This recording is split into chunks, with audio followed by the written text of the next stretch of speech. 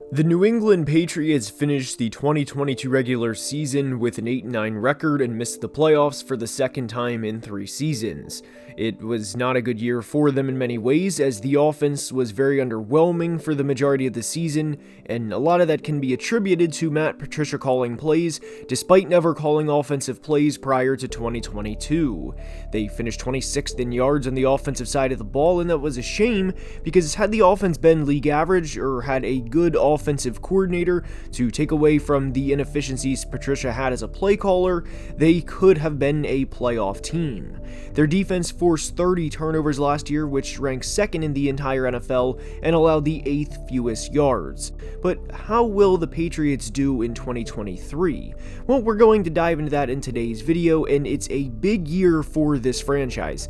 Not that any year isn't, of course, but by the end of this year, we will know whether or not they plan to move forward with Mac Jones as their franchise quarterback. And there's a lot to dive into in today's video, and without further ado, let's begin.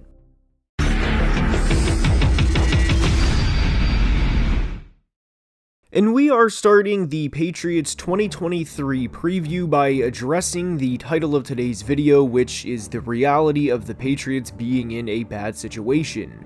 I didn't want to have a somewhat controversial title of a video and not address this, and have Patriots fans let me know that Bill has everything under control and they'll be alright.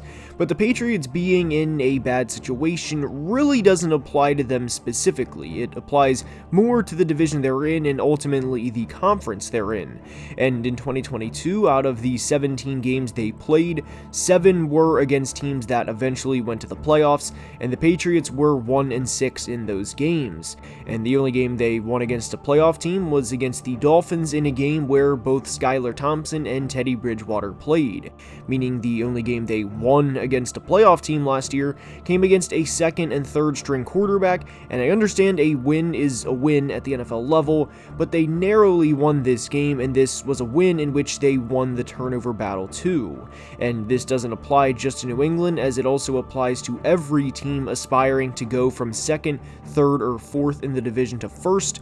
But in order to get to the playoffs, it starts with winning the division. That is the prerequisite. And yes, there have been wildcard teams that go on to win the Super Bowl, but that should not be a team's goal heading into the season.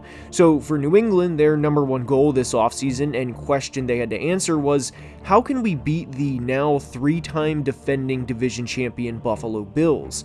How can we beat a team that's won 37 games over the last 3 regular seasons and has one of the best players in all of football as their franchise cornerstone in Josh Allen?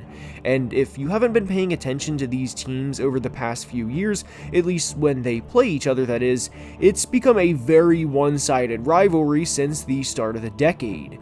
The Bills are 5-1 in regular season games against New England and 1-0 in the postseason against them, and in that postseason game, the Bills didn't squeak out a 20-17 win or get lucky with a few breaks here and there. No, they won by 30 points and sent New England home in the wild card round of the playoffs.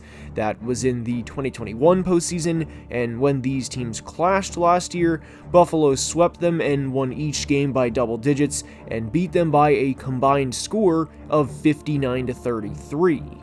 The reason we bring this up in a Patriots preview is because there's no running from this team for the Patriots. You have to play these guys, and in order to get back to where they want to be, they need to beat them. And to go back to the title of today's video, this is the problem I have with the Patriots and what they've been doing from a front office perspective over the past few years. Their top 3 receivers at the moment are Juju Smith-Schuster, Devontae Parker, and Tyquan Thornton. And sure, Tyquan has game-changing speed, but having one guy who can run a fast 40 does not complete a receiving core. And even going a little further with Kendrick Bourne and Kayshon Boutte, who I think will be released before the season starts, how is this receiving core going to compete with the best of the best in the AFC? A lot of quarterback success is putting them in the right situation and putting the right guys around them. But if you take Mac Jones out and replace him with any other quarterback in the league, even Patrick Mahomes for example, how many guys are going to lead this group of players to a Super Bowl win or multiple playoff wins? To me, the answer is 0, and sure, you may win a wildcard game and get to the divisional round of the playoffs, but even that is a tall order. And I think we're going to know within the first 4 weeks how the Patriots season is going to go, because they have a very difficult first 4 games. Their first 2 games are home against the Eagles and Dolphins, and when they played Miami last year when Tua was healthy, they lost on the road by double digits.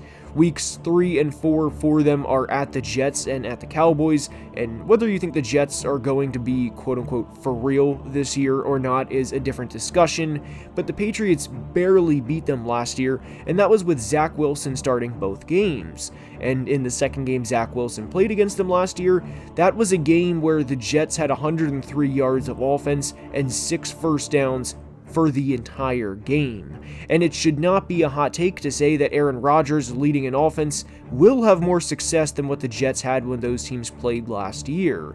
And there's a good chance the Patriots' first 4 games in 2023 are going to be against teams that all make the playoffs this year.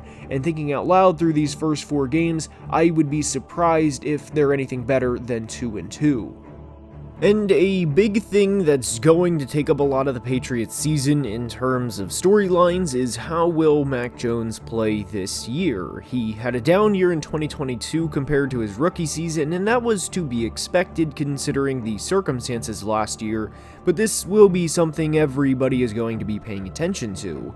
I don't think Mac will ever be an elite quarterback in the NFL, but I do think he can be an efficient passer and an even better player than what we saw in his rookie season.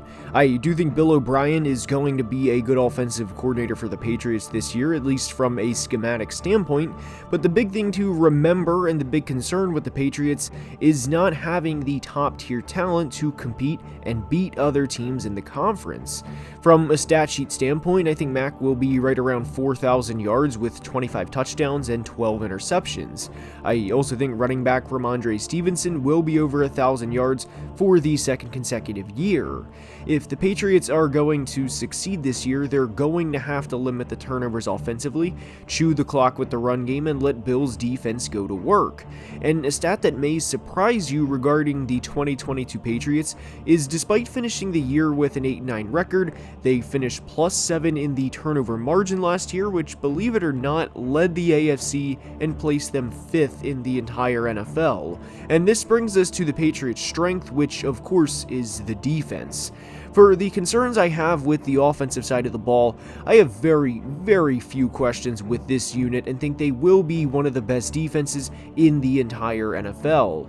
And they're going to need them to be good this year. And winning in the AFC is extremely difficult, and a way teams try to combat the big-name quarterbacks and fight back against them is by having a good pass rush, which the Patriots certainly do. They had 3 players accumulate 55 or more pressures in 2022, with Matt Judon leading the way with 69 nice, then followed by Josh Uche and Dietrich Wise, who each had 56 pressures. They were the only team in the NFL last year to have 3 guys with 55 plus pressures, and Uche will turn 25 this year and was a second-round pick back in 2020 and is entering a contract year. Stylistically speaking, I think Uche is a very unique player, and he truly reminds me of Von Miller light in terms of how he moves and how he attacks the position. And whether it's with New England or another team next spring, one way or another, Josh will get paid next offseason, assuming he stays healthy, of course.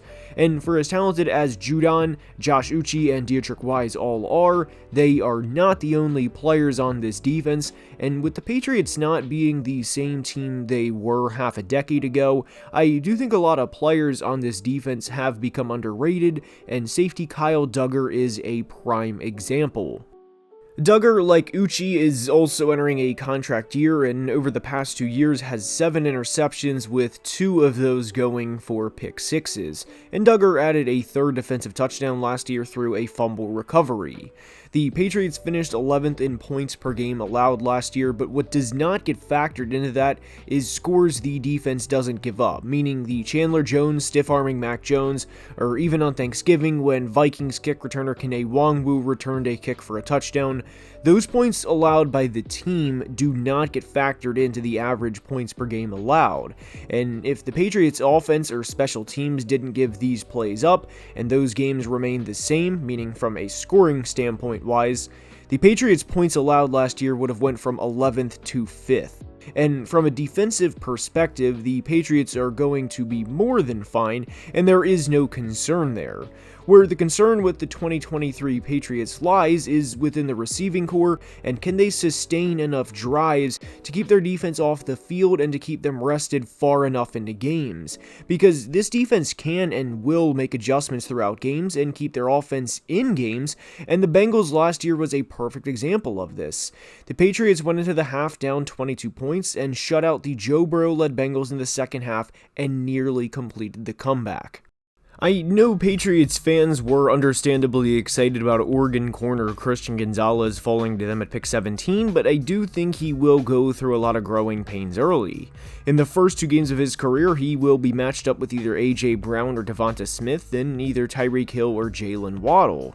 And the key for the Patriots' success this year is to not get down big early in games, and I realize that may sound pretty obvious, but other teams across the NFL, like the Eagles for example, who have a quarterback that finished second in MVP voting last year and have 2 receivers that went for over 1,000 yards, along with a good offensive line, are more built to play from behind than a team like New England is.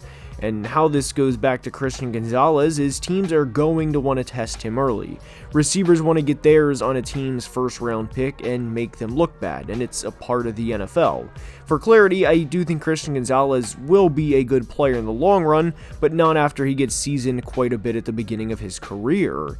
And the thing with the Patriots is, because they have the GOAT head coach in Bill Belichick, you can convince yourself that if a couple of things go their way, they can win any game.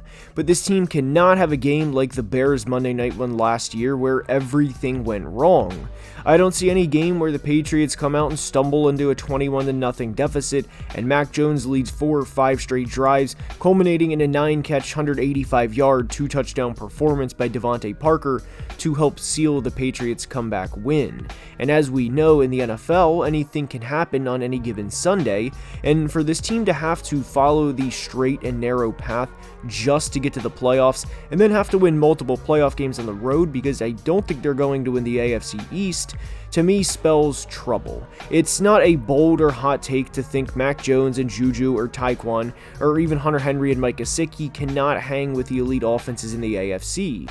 So heading into 2023, for the Patriots to make any sort of noise, they will have to run the ball a lot and have Mac turn the ball over at an insanely low rate to simply not lose games. And if there's anything we can agree on in today's video, anything at all, I think we would all be surprised if the Patriots were the number 1 seed in the AFC and earned the first round bye this year, meaning they're going to have to win 3 straight games just to get to the Super Bowl. And their final 4 games of the season are home against the Chiefs, at the Broncos, at the Bills, and home against the Jets. I know some people are not believers in either the Broncos or Jets, but I think those 4 games right before the tournament starts would be tough for anybody. And for as good of a head coach as Bill Belichick is, I don't think they have the horsepower offensively to keep up with other teams around the conference, much less being able to do it consecutive weeks with the season on the line. The team ceiling, team floor, MVP, and breakout player are on the screen, and I hope you enjoyed, and if you did, please like the video and subscribe to the channel, as only about 32% of people watching are subscribed, so please help the channel out if you enjoy, and until next time, please be safe and have a great day. Love you guys.